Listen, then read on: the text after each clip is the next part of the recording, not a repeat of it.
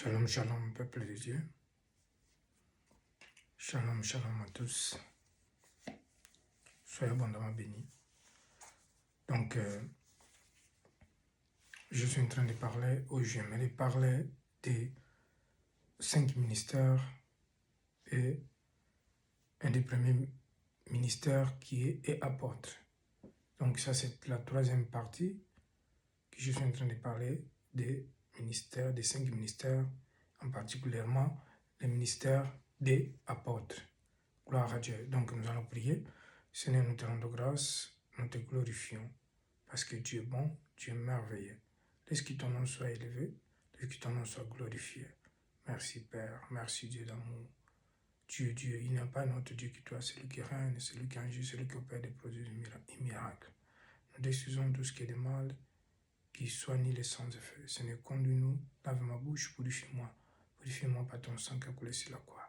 Merci Seigneur de me donner la sagesse et l'intelligence pour que je puisse parler en ton peuple et pour que je puisse enseigner. Ouvre les yeux et que les écailles tombent à tous ceux qui vont écouter ces enseignements et aussi qu'ils ne soient seulement pas ceux qui écoutent, mais qu'ils soient ceux qui entendent la parole et qui gardent. Dans le nom de Jésus-Christ, je prie pour la foi. Amen.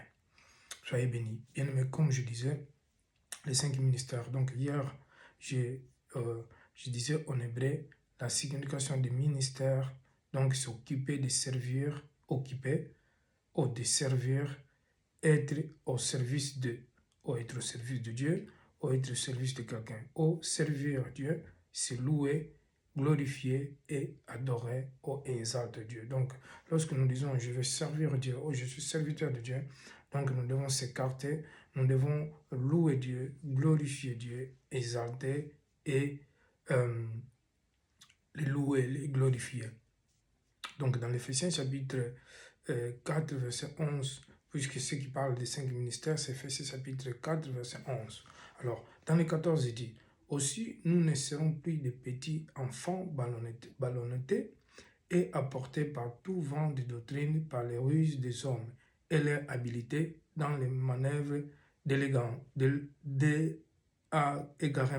Donc, les 5 ministères, le ministère apostolique, le ministère prophétique, le ministère d'évangéliste, le ministère pastoral et d'autorat, ce sont les 5 ministères pour l'édification du corps de Christ. Ces ministères servent à faire grandir l'Église qui est le corps de Christ, un fidèle, un enfant de Dieu, ceux qui acceptent Jésus en tant que Seigneur Sauveur, pour qu'il puisse grandir et pour qu'il puisse arriver dans les 14 chapitre 13, et dans les Éphésiens 4, 13, il dit, jusqu'à quand cette personne, ce croyant, il arrive, il parvient tout à l'unité de la foi et à la connaissance des fils de Dieu, à la maturité des adultes, à la mesure des statures parfaites de Christ. C'est-à-dire que lorsque quelqu'un, lorsque il est dans une église, comme je disais, il doit avoir les 5 ministères, parce qu'à travers de ces 5 ministères, chaque ministère, il a un don différent de l'autre, malgré que je disais aussi qu'un évangéliste, il y a exemple, dans l'Ancien Testament, les prophètes, ils avaient les dons. Ils avaient ces dons-là, les 5 ministères. Ils étaient des prophètes, ils étaient des juges, ils avaient même plus que 5 dons. Bon, on dira, nous disons que dans les 5 ministères d'ailleurs, puisqu'un prophète il pouvait être juge, il pouvait être berger, il pouvait être évangéliste, prophète et apôtre en même temps. Parce que nous voyons dans l'Ancien Testament, vraiment, le ministère d'apostolat, c'était vraiment pas bien, mais si nous voyons un apôtre, c'est aussi envoyé. Donc, un prophète, c'est un envoyé, c'est un messager. Un apôtre, c'est un envoyé, c'est un messager. Donc, les prophètes, ils avaient tous ces dons-là. La différence seulement d'apôtre et un prophète est que les apôtres, quand Jésus-Christ il a établi les apôtres, donc les missions principales des apôtres, c'est vraiment aller annoncer la parole de Dieu. Et aussi, il peut bâtir des églises. Un apôtre peut bâtir l'église et il prie pour laisser un pasteur, donc quand il va dans un pays. C'est pour cela, donc il y en a beaucoup de personnes qui se confondent. Donc l'évangéliste et l'apôtre. Donc un évangéliste, c'est une personne qui n'est vraiment pas, il n'est pas obligé d'aller partout annoncer la parole de Dieu. aller évangéliser partout dans le monde, dans tous les pays. Mais un apôtre, il a ce don-là, il a cette capacité et d'y aller bâtir des églises et d'y aller euh, euh, prêcher par tous les pays, partout dans le monde où le Seigneur l'envoie. Donc c'est très important que nous puissions faire la différence aussi de ces 5 ministères. Parce que je sais qu'il y en a beaucoup, quand tu ne connais pas le ministère pastoral, quand tu es dans une église, exemple, toi peut-être tu es évangéliste, toi tu es docteur, donc tu vas vouloir être dans les places des pasteurs, ou peut-être tu apportes, tu vas vouloir être dans les places des pasteurs ou des docteurs ou des évangélistes parce que tu ne connais pas son ministère. Donc c'est très très important que nous devons comprendre ce ministère, les 5 ministères et quel est leur rôle. Donc c'est très important. Alors, ces ministères, Christ, il a établi pour que nous puissions avoir la connaissance des fils de Dieu et arriver dans la maturité, donc comme un adulte en fait, avoir une mesure dans la stature parfaite de Christ. Donc arriver dans un niveau, on ne sera pas 100% comme Christ, mais on sera moins 50% ou 40% comme Christ, puisque nous sommes des petits enfants. On ne sera jamais comme Christ. Christ, il est docteur des docteurs, roi des rois et seigneur des seigneurs. Alors, comme la Bible est en train de dire dans les 14, dans les Éphésiens 4 et 14, il dit aussi que nous ne serons plus des petits enfants ballonnettés. En fait, des petits enfants ballonnettés, c'est comme un ballon, un petit ballon. Les ballons de mariés, quand les enfants ils font l'anniversaire, exemple, si toi tu prends ces ballons, si tu les lances dans l'air, les ballons vont aller partout. Donc, c'est ça, en fait. Donc, et quand quelqu'un, il est mûr spirituellement, quand quelqu'un a la parole de Dieu, cette personne, il ne peut pas, en fait, il peut pas, donc il ne peut pas être ballonneté, il ne peut pas être emporté comme du vent de toutes les sortes de doctrines. Vous savez qu'il y a des fidèles qui je vois. Aujourd'hui, il est dans l'église des pasteurs Jean. Après-demain, il est dans l'église des pasteurs Sébastien. Après-demain, d'autres dimanches, il est dans l'église des pasteurs peut-être Samuel, l'autre dimanche, il est dans l'église des prophètes tel. Non, c'est un chrétien qui n'a pas la parole de Dieu, il ne peut pas se comporter comme ça, il ne peut pas être partout, non.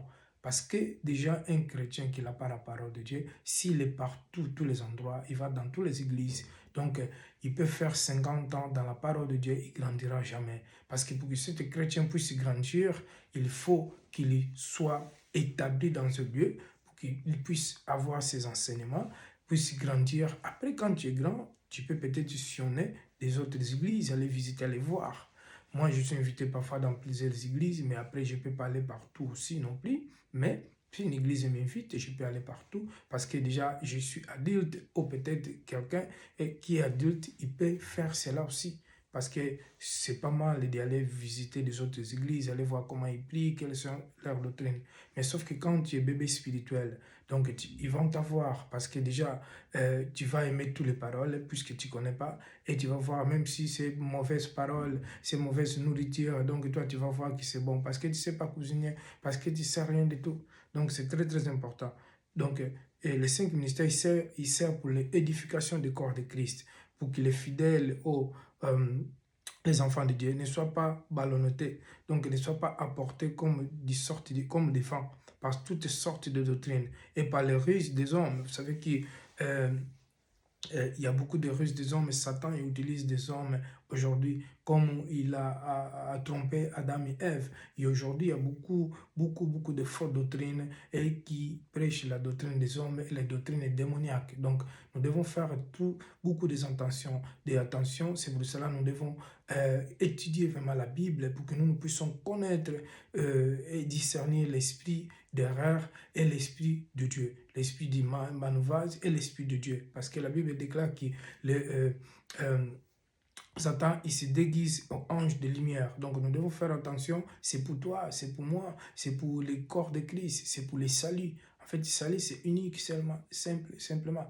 Et nous, on ne peut pas être sauvés si nous n'avons pas la parole de Dieu. Parce que c'est la parole qui sauve. C'est comme quelqu'un qui va dans un bar et mange une mauvaise nourriture, et une nourriture qui est déjà respiré à 3 à 4 ans. Donc, tu peux avoir la maladie et mourir en même temps. Donc, la parole de Dieu aussi, il tue. Si tu tu manges pas la bonne parole, donc il peut te tuer aussi, soit physiquement, même ou spirituellement.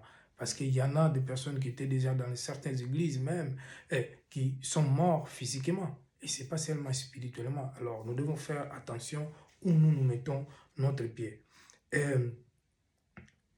Donc, définition apôtre, pour qu'aujourd'hui je vais parler des définitions apôtres, parce que les premières vidéos, les deuxièmes vidéos qui est dans le TikTok, dans mon Facebook et dans le YouTube, je n'avais pas encore, dans la première et deuxième partie, je n'avais pas encore parlé des définitions apôtres. Alors, ici, on va parler des définitions apôtres, premièrement, qui, dans le dictionnaire biblique, la définition apôtre, ce mot apôtre, il vient du grec, qui ça veut dire apostolat. Pardon, apostolo, c'est un mot grec au latin, qui ça veut dire apostolat, apostolo. Donc, radicalement, donc dans le grec et dans le latin, ici, les mots, c'est presque la même chose. Hein. Donc, ça veut dire apostolo, dont le radical apparaître sans déformation dans les adjectifs apostoliques. Donc, apôtre signifie messager. Donc, un apôtre, il signifie messager. Et dans l'Ancien Testament, les prophètes, ils étaient aussi des messagers. Envoyés, des prophètes, ils étaient aussi envoyés, comme je disais tout à l'heure, ou mieux encore délégués. Donc, les prophètes aussi étaient délégués. Délégué, c'est une personne que Dieu il délègue pour faire un travail ou pour contrôler, pour administrer un travail. Alors, comme nous voyons, même Adam, il était délégué puisqu'il était administrateur des jardins d'Éden. Donc,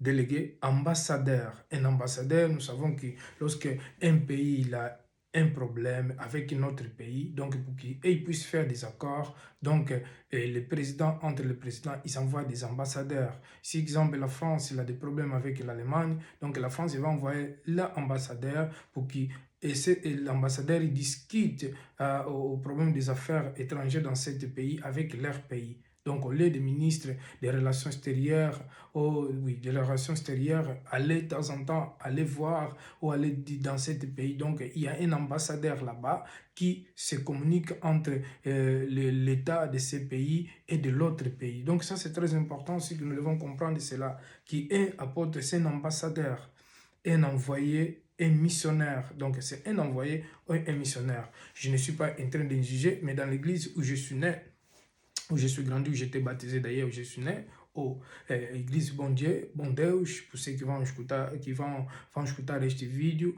pour ceux qui vont entendre ces vidéos-là, qui vont voir ces enseignements, en réalité, et qui, là-bas, il dit qu'il peut y avoir qu'un apôtre, mais en réalité, et que Jésus-Christ l'a envoyé des apôtres.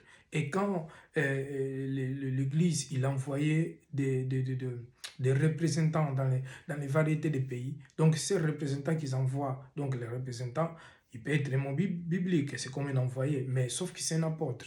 Lorsqu'on envoie quelqu'un, par exemple, moi j'ai bâti une église en France, et j'envoie un délégué, j'envoie un ambassadeur en Amérique ou en Brésil, ou exemple, j'envoie un ambassadeur à Pays-Bas ou à Londres, donc c'est un apôtre, parce que c'est un envoyé de Dieu, et c'est un apôtre, c'est-à-dire qu'un représentant, c'est un apôtre. Nous devons être clairs, en fait, de la parole de Dieu, il n'y a rien de caché, il n'y a rien de mensonge. Donc c'est très très important que nous soyons clairs et que nous devons aussi comprendre qui nous sommes, parce que si nous ne comprenons pas qui nous sommes, on ne peut pas faire bien notre travail. C'est comme quelqu'un est médecin qui n'est pas médecin et qui va dans l'hôpital ou qui n'est pas chirurgien et il va faire la chirurgie, donc il va faire les dégâts. Donc une personne qui ne sait pas manipuler une arme, donc un militaire qui ne sait pas manipuler son arme, donc il va tuer les autres. Donc c'est très important que nous devons comprendre certaines choses. Donc les mots apôtres, donc c'est messager, envoyé, délégué, ambassadeur, envoyé, missionnaire ou encore représentant, comme je disais, vous voyez. Donc c'est un représentant, un apôtre c'est un représentant, c'est-à-dire un personnage muni de toute autorité, c'est lui qui l'envoie. Donc c'est lui qui l'envoie. La tradition plus ancienne semble avoir donné ce titre apôtre aux disciples. Donc Christ il a donné le titre apôtre parce qu'il les envoyait Christ il les a établis, Christ il les a envoyés comme des ambassadeurs, il les a envoyés comme des évangélistes, il les a envoyés comme des messagers, il les a envoyés comme des missionnaires pour les représenter et pour aller annoncer la parole, pour faire pour ramener les fidèles, ou tous qui acceptent et qui vont accepter la bonne nouvelle, les messages de Christ pour les ramener en Jésus. Comme Christ est venu du ciel, il est venu aussi en tant qu'ambassadeur pour venir nous réconcilier et réconcilier l'humanité avec Dieu. Donc, c'est une personne munie de toute autorité et donc, c'est un titre d'apôtre aux disciples que Jésus-Christ a donné, des missions spéciales. Il a donné les missions spéciales que Jésus-Christ les a confiées et il a envoyé dé à dé pour prêcher la parole de repentance et guérir les maladies. Donc, je vais terminer là. Je vais terminer presque. Donc, Christ, dans le Marc chapitre 3, verset 16. Donc, nous allons lire Marc chapitre 3, verset 13 à 19. D'ailleurs, il dit, donc le choix des 12 apôtres. Christ, il a choisi. Après, il les a nommés apôtres. Il dit, il monta ensuite sur la montagne et il appela ceux qui voulaient et il virait vers lui. Et il établit 12 auxquels il donna le nom, donc pour qu'ils soient avec lui et pour les envoyer à prêcher, avec le pouvoir de guérir les maladies et de chasser les démons.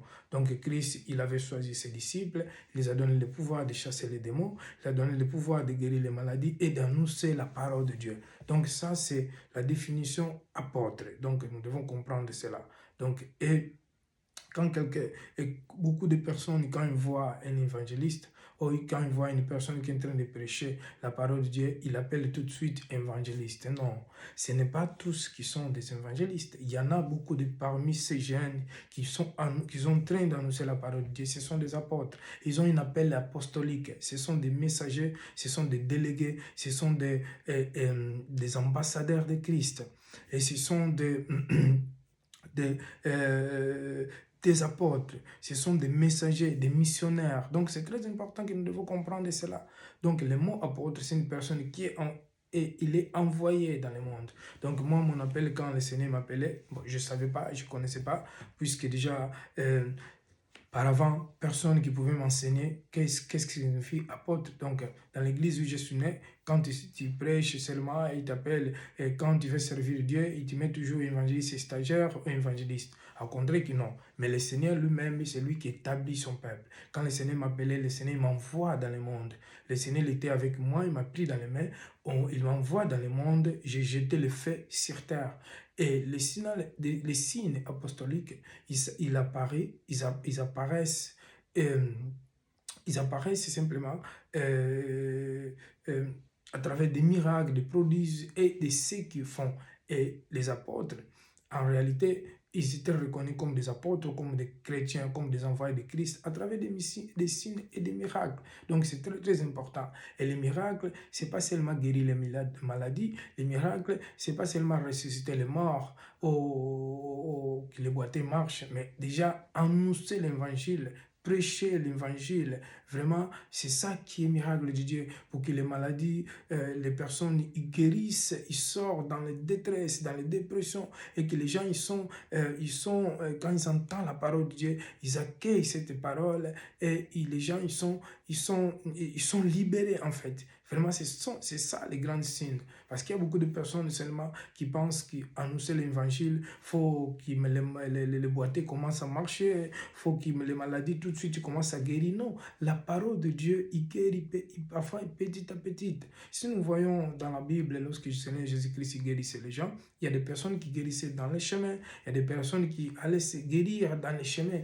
Donc c'est très, très important ce que nous devons comprendre de ça. Ce que Dieu veut, c'est vraiment pas la guérison, 100% la guérison physique, mais plutôt la guérison du cœur. Parce que quand quelqu'un est guéri dans le cœur, dans l'esprit, bien aimé, alors cette personne, il va être reconnaissant vers Dieu. Et cette personne, il ne va pas oublier ce que Dieu a fait pour lui. Ce n'est pas seulement la guérison physique, ça aussi fait partie.